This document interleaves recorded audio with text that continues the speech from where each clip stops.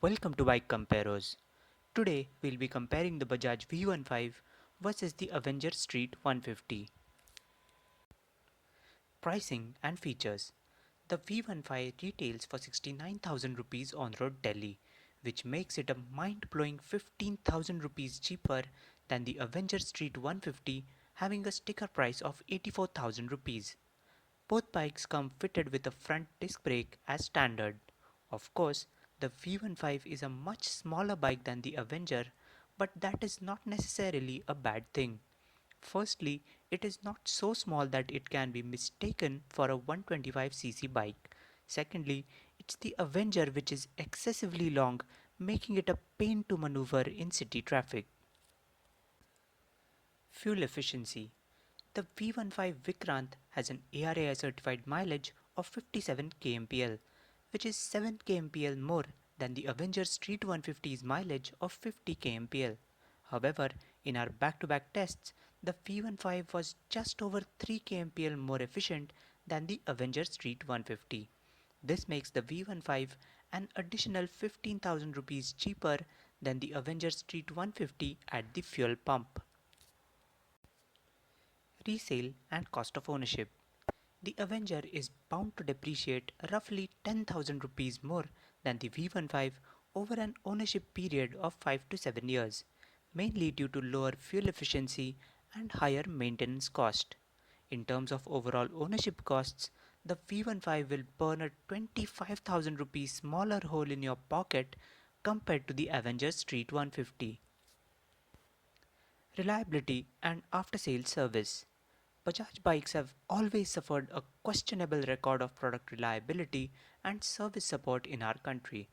This has hugely negative impact on their resale price, which you must make peace with if you intend to buy one of these bikes.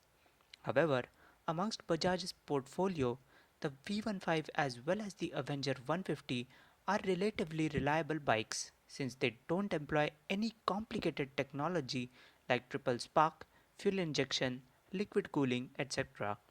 Bajaj's dealers are also not as meticulous and trustworthy as compared to its Japanese competitors, and understandably so, given the tighter margins and also because they have to deal with comparatively unreliable products in the first place. Performance and tractability. The V15 is quicker off the line than the Avenger Street 150 thanks to a 15% better torque to weight ratio. However, the Avenger catches up with the V15 given a longer stretch of road and can even eke out a bike length of advantage over the V15 if the road is long enough. That is because the Avenger 150's power to weight ratio is around 10% higher than the V15's. However, the V15 feels much more tractable to ride thanks to a more potent mid-range than the Avenger. Avenger's peaky power delivery destroys its cruiser characteristic to bits.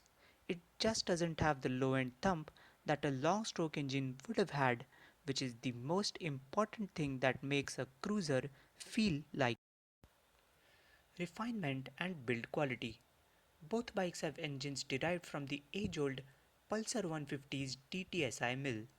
This makes them rather loud and clattery, which can only be acceptable to riders with the most rustic mindset. Only bikes that have worse refinement than the Pulsar are the archaic Royal Enfields. Newer 150cc competition, be it from Honda, Suzuki, or Yamaha, has long since moved to a different level of refinement altogether. Bajaj continues to offer substandard quality motorcycles to its customers. Although things have gotten better over the last few years, the quality of plastics and rubber parts is still a long way off compared to its Japanese rivals.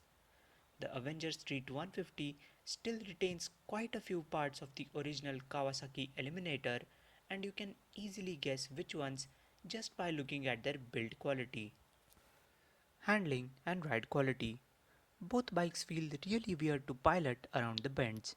The Avenger is way too lazy thanks to its enormous rake angle and wheelbase. The skinny front tire makes matters worse for front end grip, and it is best to avoid even the thoughts of a knee down. The V15 is immensely better in comparison. However, in isolation, it is also a bit weird. It is too softly sprung, making it vague and ponderous around the turns. Ride quality, though, is quite good, especially at low speeds. Avenger also rides fairly well, but its unusually small rear wheel makes it more susceptible to sharp bumps and undulations. Comfort and ergonomics. The Avenger Street 150 has an outright feet forward riding position. It is fairly comfortable for short jaunts but leads to fatigue and saddle sore on long rides. Its pillion seat, with that magnificent back support though, is simply as good as it gets on two wheels. The V15's riding position is pure commuter with just a hint of cruiser in it. It is excellent for commuting, especially for the middle aged gentleman. However, its rear seat is a bit too small, and frankly, you should never use it as it calls for the removal of that beautiful rear seat cowl. That brings us to the verdict.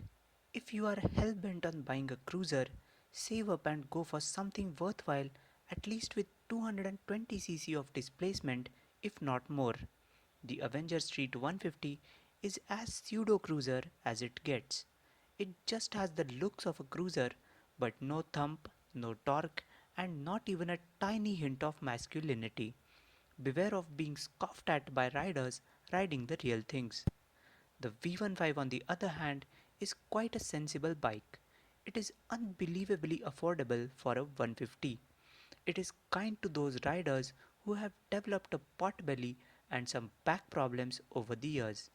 It is a simple, no nonsense commuter, and yet, unlike its predecessors like Discover 150 or the Boxer 150, it does not have a hands me down tag attached to it. In fact, thanks to the aura of exclusivity that Bajaj has cunningly built up around the bike, it has probably become a tad bit more premium than the Pulsar 150 DTSI, which is a marketing jackpot. Not to forget, it is fundamentally, especially dynamically, a more sorted, or rather a less flawed motorcycle than the Avenger Street 150, making it our choice of this test.